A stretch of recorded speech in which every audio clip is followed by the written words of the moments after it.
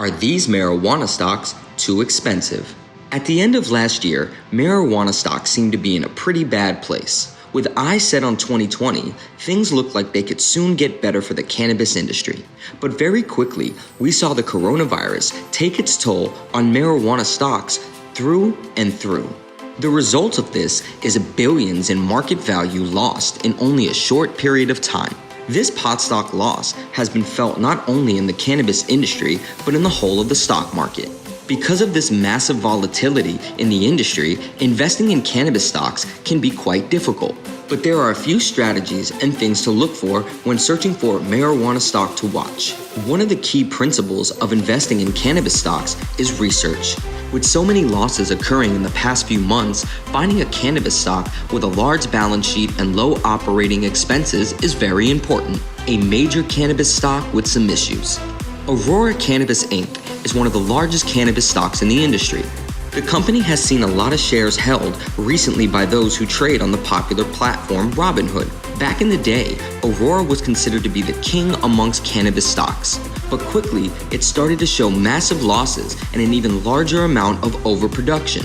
The company recently closed at around 75 cents per share, which may seem low, but considering its business model, it is not.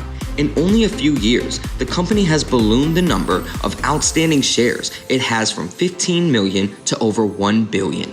Much of the value that the company currently shows was raised through absolutely necessary funding rounds. The company still faces several issues that make it tough to call it a cannabis stock to watch. Regardless, it does remain one of the largest cannabis stocks in the industry. Another major marijuana stock, Cronos Group Inc., was once considered to be the brainchild of the cannabis market. The company hit a high of around $17 a year ago before dropping substantially in value in only a short period of time. The company famously received a massive investment from the tobacco giant Altria Group. Although having a large amount of free-flowing cash may seem to put the company in the clear, it has not.